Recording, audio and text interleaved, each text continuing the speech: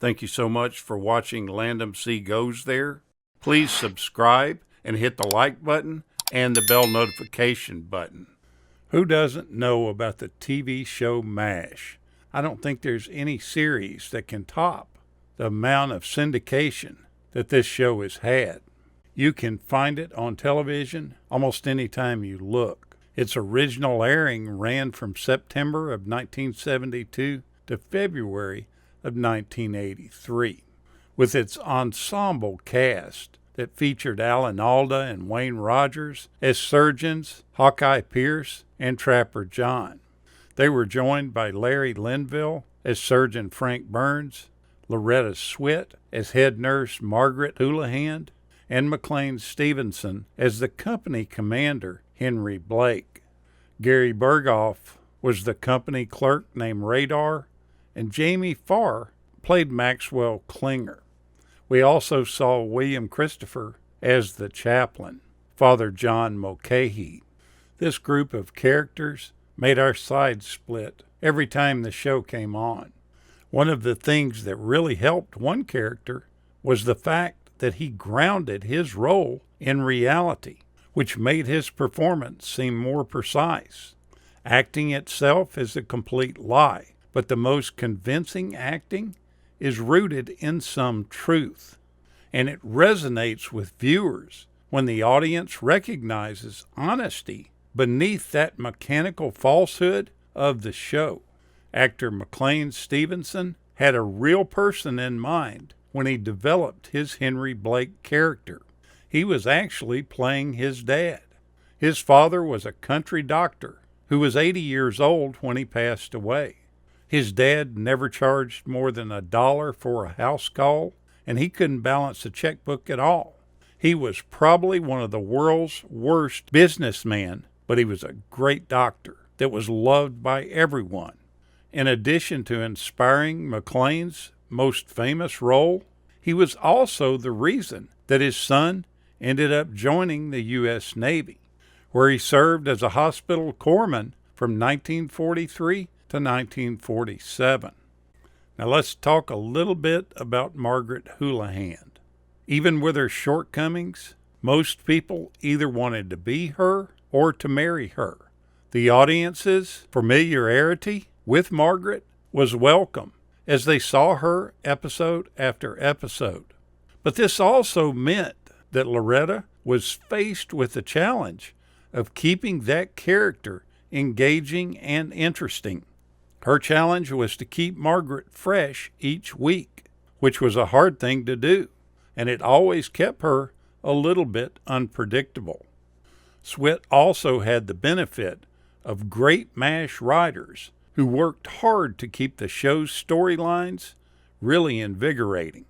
But with the love for Hot Lips and also a fascination with Loretta Swit, it's not especially surprising that someone might get their wires crossed and start assuming that the two ladies are one and the same. But Swit is quick to remind everyone that it's simply not the case.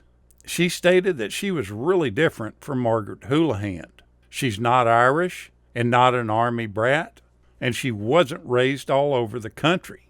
She's not a nurse or a major, but she does maintain that her and Margaret were similar in one deep way. They do share a common belief in what they do. She was the best nurse in Korea and held herself up to some standards of excellence that nobody could reach. And Loretta sets the same goal for herself. She tries hard to live up to standards that she's created for herself. Gary Berghoff was one of the most recognizable faces when he was a star of the show, playing Radar, and he had plenty of experience being a celebrity, but he doesn't really like that at all. He doesn't have a taste for it. He stated in numerous interviews that he felt like being a person is more important than being a celebrity. People asked him what he thought a celebrity was. He said in his mind, it was somebody that wore $300 jackets, drove a Rolls Royce, and lives a certain lifestyle. And he definitely thinks that he and his family weren't in that class.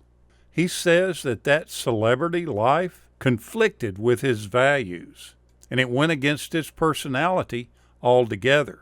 He didn't like all the bright lights and the parties. It just wasn't part of his personality. His decision to leave the show had nothing to do with the show itself. It had everything to do with what Gary wanted to do for himself and his family. The camaraderie between Alan Alda's Hawkeye Pierce and Wayne Rogers' Trapper was what made MASH a ton of fun to watch right from the very start. But during the production, there was one little agreement that the two came up with. During location shooting, they might have to drive to different locations, and Alda agreed to do the driving because Wayne Rogers had a little quirk that he didn't like to drive at all. Alda's quirk that was blended into this equation was that he would tell his dreams to Rogers and let him interpret them. One of those dreams ended up being an inside joke with these buddies.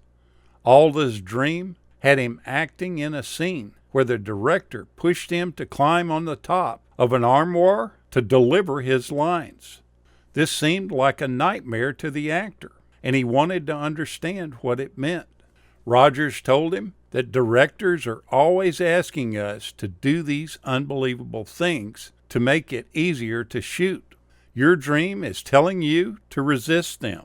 From that point on, Alda and Rogers used the term "don't do an armoire" as being code for bending over too far for a director's request that would sacrifice the show's gritty nature. Among the most widely things discussed on the production and with audiences was the departure of Wayne Rogers from his role as Trapper. This was a pretty big to-do at the time. After all, MASH was one of the most watched television shows of all time. And why in the world would anyone leave such a show? Rogers has stated that from the inception of the series, the roles of Hawkeye and Trapper were to be equal, almost switchable parts. But it never turned out to be that way. Alan Alda became the star of the show. And whenever he and his agent complained about it, they just got ignored. Rogers finally got fed up with it because it just wasn't what he had bargained for.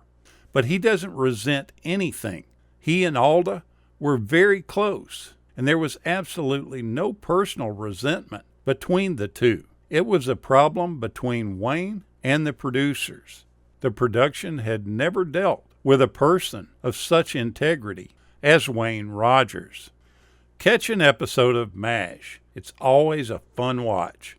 Thank you so much for watching, and we'll continue to chase the classics.